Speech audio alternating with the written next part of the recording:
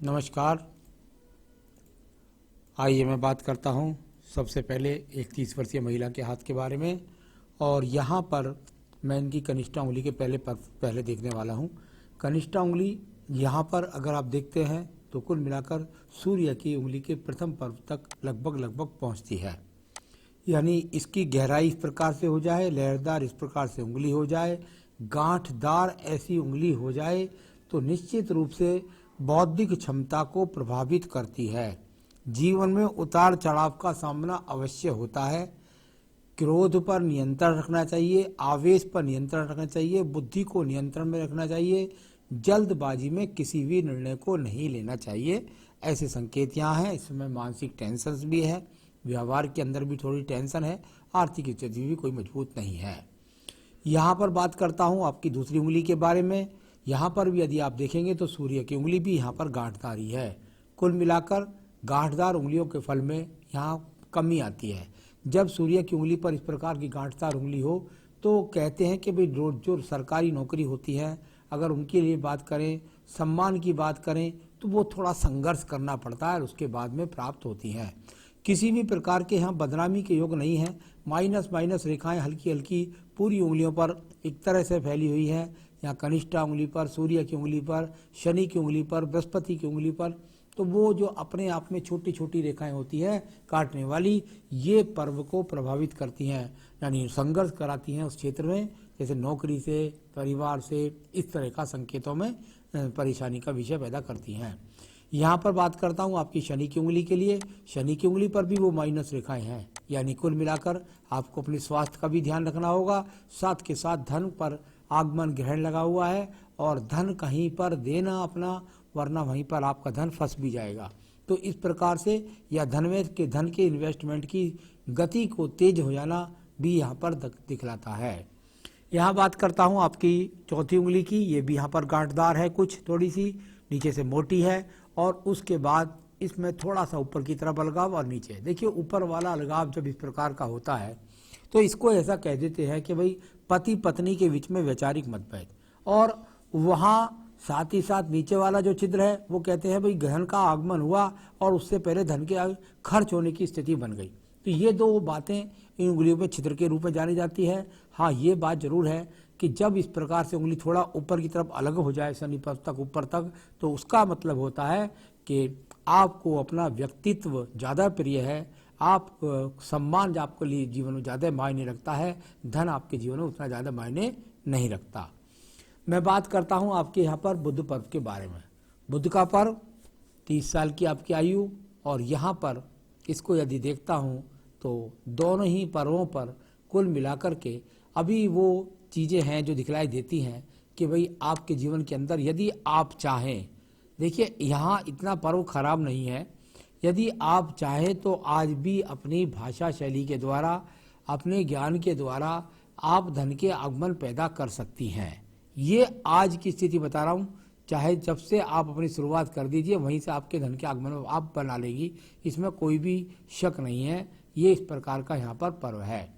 कुल मिलाकर अगर बात करेंगे सूर्य के पर्व की, जो यश मान सम्मान के लिए जाना जाता है, उसमें मुझे थोड़ा सा राइट हैंड भी देखना पड़ेगा क्योंकि कुछ आपका सवाल भी है और उस सवाल को मैं यहाँ से तय भी कर लेता हूँ। तो कुल मिलाकर सूर्य पर्व का जब दूसरा फल जाता है तो यहाँ पर नीचे से कुछ त्रिकोणात्मक चित्र, कुछ मंगल से आकर के रेखा का संपर्क और ऊपर जाकर दो मुखी हो जाना।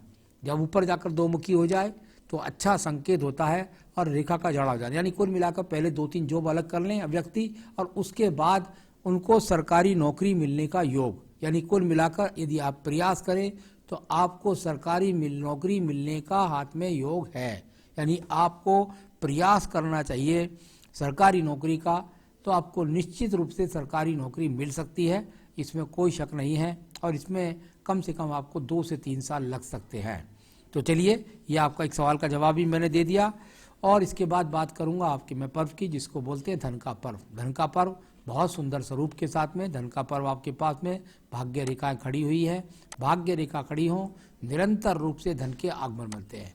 सिर्फ धन की बात हो रही है, और यहाँ पर मैंने पहले भी बुध पर्व से ही बोला, आप जिस दिन से चाहें उस दिन से कहीं पर भी अगर नौकरी का प्रयास करेंगे तो मिल जाएगी, और धन के आगमन आप पैदा कर सकती हैं। तो ऐसा आपके राइट और लेफ्ट दोनों हाथ के अंदर है, यानी कि धन के आगमन पैदा करने की आपके पास पूरी पूरी रेखाएं भाग्य पर्वत पर मौजूद हैं। मैं बात करता हूं इसके बाद आपके बृहस्पति के पर्व के बारे में।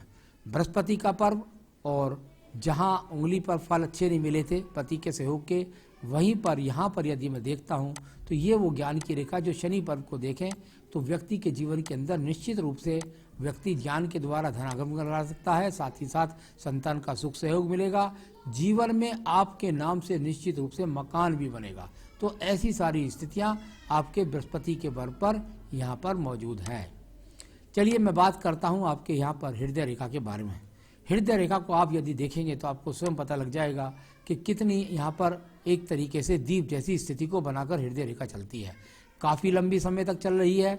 यानी ये अपने आप में वर्तमान की स्थिति में पढ़ा जाएगा तो वर्तमान की स्थिति के हिसाब से यहाँ पर पति के साथ वैचारिक मतभेद, मन के अंदर एक तरीके से कह सकते हैं कि मन में बहुत ज़्यादा कलेश है, मन बहुत दुखी है, हृदय में बहुत दुखी है, साथ ही साथ थोड़ी बहुत रोग भी लगे रहते हैं। तो आपको ज़रा इन बातों पर थोड़ा सा ध्यान रखना होगा। अभी वैचारिक मतभेद जैसी स्थिति यहाँ पर दिखाई देती हैं। मैं बात कर लेता हूँ इसके बाद में आपकी यहाँ निम्न मंगल के पर्व के बारे में। निम्न मंगल पर्व जो कर्म रूपी रेखाओं के लिए जाना जाता है, यहाँ पर अगर आपके निम्न मंगल को देखें तो काफ़ी रेखाएं एक दूसरे को काट करके चलती हैं, यानी कि इस समय केवल मिलाकर आपके जीवन के अंदर संघर्ष है, इस प्रकार को दिखलाने वाली रेखाएं हैं। परंतु यहाँ से निकलने वाली रेखाओं में उतनी एनर्जी भी है कि आप अपनी लड़ाई को लड़ने के लिए तैयार हैं और उससे आप सिद्ध कर देंगी, अपनी मेहनत से अपने ज्ञान को ज्ञान के द्वारा धन के आगमन बना लेंगी। ये बहुत अच्छी रेखाएं यहाँ पर आपके अंदर एनर्जी बलती हैं। भला ही आपको यहाँ पर इस समय लाभ नहीं मिल रहा है, लेकिन आप कार्य करने वाली महिला हैं, आप कर्मठ महिला हैं, आप काम करने में विश्वास रखती हैं। ये कर्म रेखाएं आपके जीवन के अंदर आपको सिद्ध करके छोड़ेंगी। चलिए मैं बात करता हूँ इसके बाद में आपकी यहाँ बुद्धि रेखा के बारे में। बुद्धि रेखा और कुल मिलाकर के बुद्धि रेखा को यदि देखेंगे तो शुरू में काफ़ी पीड़ित है यहाँ, और उसके बाद बुद्धि रेखा यहाँ से जाने के बाद ये थोड़ा सा ऐसे जाती है और इसके बाद एक रेखा मंगल पर्व से थोड़ा सा ऐसे आती है। अब इसका क्या फल होता है, इस प्रकार से मंगल रेखा इधर से काटे तो बुद्धि रेखा क्या है, बैलेंस में चली। दूसरे मंगल पर्वत से एक रेखा ने इसको काटा, एग्रेशन दे देती है, एकदम क्रोध दे देती है ऐसी रेखा। उस क्रोध पर नियंत्रण रखना है।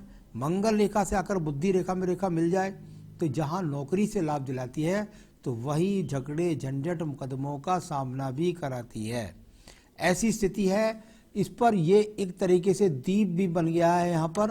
तो यहाँ आपको ध्यान रखना होगा, एक मंगल रेखा ने काट के यहाँ इस तरीके से दीप बनाया है यहाँ पर ये। तो ये दीप बड़ा अच्छा होता है। ये क्या होता है, डिप्रेशन भी दे सकता है, आपके गलत निर्णय से आपको भारी नुकसान भी दे सकता है। तो इस तरह का मुकदमों का, झगड़ों का, झंझटों का, क्रोध आना, झंझट होना, ये सब चीज़ें हैं। हल्के हल्के एक्स के चिन्ह भी ये तलाक की स्थिति तक व्यक्ति के जीवन में प्रवेश करा देते हैं। तो यहाँ इनसे भी आपको बचना होगा। तो ये हृदय रेखा भी पीड़ित हुई, यहाँ दीप भी दिखाई दिया। तो ऐसे झगड़े झंझट के वर्तमान में बहुत ज़्यादा योग दिखाई पड़ते हैं। चलिए अब बात करते हैं इसके बाद आपके चंद्र पर्वत के बारे में। चंद्र पर्वत दूर स्थानों से जुड़ना, विदेश से संपर्क बनाना, ऐसी स्थितियों के लिए भी अभी तो बस सिर्फ मानसिक डिप्रेशन और कुल मिलाकर कोई किसी प्रकार का बहुत बड़े लोभ के नहीं है। बस यह थोड़ी सी बिखराव रूपी रेखाएं हैं जो आपको मानसिक चिंताओं का सामना करा रही हैं। अब बात करते हैं इसके बाद में हम आपके यहाँ पर रेखा के बारे में, और वो रेखा आपके जीवन के अंदर बहुत सारी बुद्ध रेखाओं के रूप में है।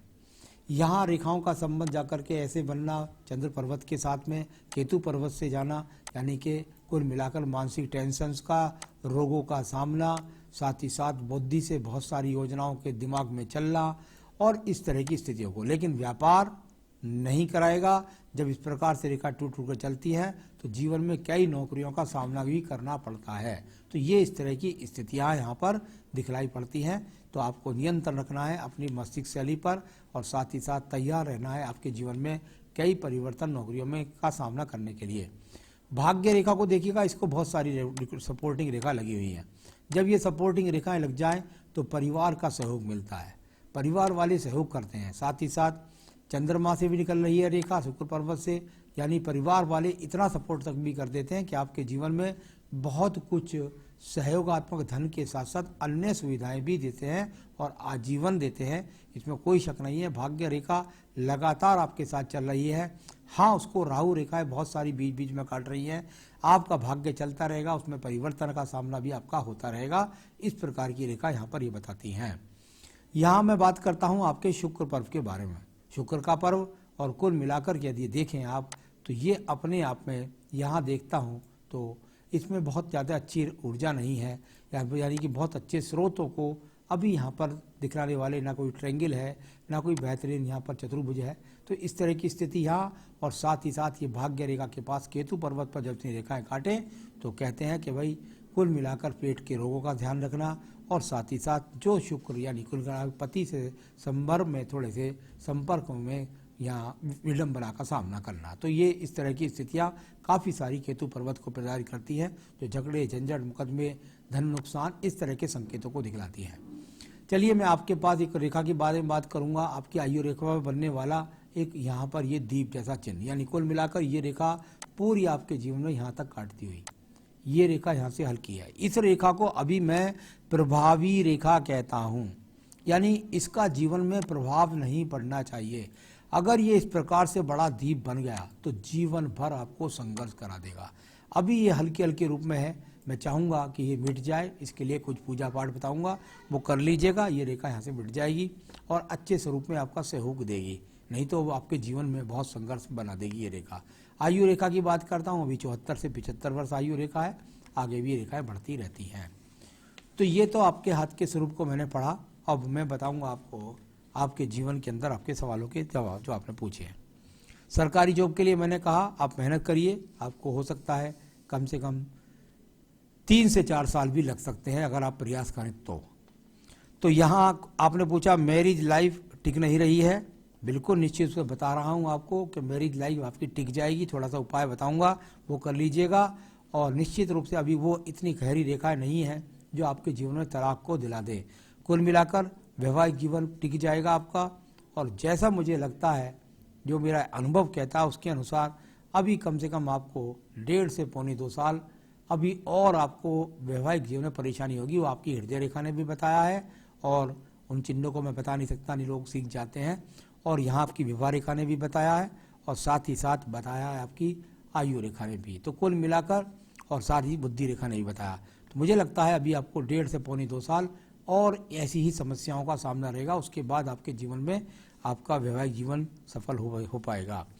पैसा होगा या नहीं, निश्चित रूप से आज से लेकर आजीवन तक आपके पास पैसा होगा, पैसे की कोई चिंता की बात नहीं है। जॉब मिलेगी, अपना काम बिल्कुल ना करें। व्यापारिक रेखाएं मजबूत नहीं है, अपना काम बिल्कुल ना करें, नौकरी करें, मिल भी जाएगी। मेरी शादी जो हुई है उसके 1 साल से मैं घर बैठी हूँ, और इसके बाद ससुराल में कब जाऊंगी बिल्कुल निश्चित रूप से मैंने बता दिया आपको 1.5 से पौने 2 साल लगेगा। 2022 के आखिर तक आप अपने परिवार में जा सकेंगी। उससे भी जल्दी के लिए अगर आप प्रयास करना चाहती हैं तो, और उसके साथ ही साथ मैं बता दूं, जो मैं उपाय बताने जा रहा हूं वो अगर आप करेंगी तभी आप अपने 1.5 से पौने 2 साल के, क्योंकि इतनी ज़्यादा रेखाएं बेकार हैं वो कि 1.5 से 2 साल वो पूजा करेंगी, तब जाकर आप अपने पति के पास पहुंच पाएंगी। अगर वो पूजा नहीं करेंगी, जो उपाय मैं बता रहा हूँ वो नहीं करेंगी, तो फिर बहुत मुश्किल हो जाएगा आपके जीवन में। और मैं अच्छा ही चाहता हूँ, इसलिए ईश्वर के पास मैं आपको उपाय बताने जा रहा हूँ। तो ये सब आपको बताया। सबसे पहले आप पुखराज जल्दी से जल्दी उंगली में धारण करिए। यदि आपने ये श्रीलंकन पुखराज, पीला पुखराज नहीं पहनना है, श्रीलंकन पुखराज पहनना है। यदि आपके पास है तो ठीक है, नहीं है तो आप मुझसे संपर्क कीजिए, मैं आपके पास पहुँचा सकता हूँ। एक बेहतरीन पुखराज पहनना है, और साथ ही साथ बीज मंत्र, कोई बृहस्पति के व्रत की पूजा की जरूरत नहीं है। सिर्फ और सिर्फ रोजाना 5 माला आपको ओम ब्रह्म बृहस्पति नमः, क्योंकि विवाह का कारक बृहस्पति, धन का कारक बृहस्पति, नौकरी का कारक बृहस्पति, पुत्र संतान का कारक बृहस्पति आपका साथ नहीं दे रहा है। और उसके लिए आपको ओम ब्रह्म बृहस्पति नमः की 5 माला का जाप रोजाना करें, और साथ ही पढ़ें आप बजरंग बाण।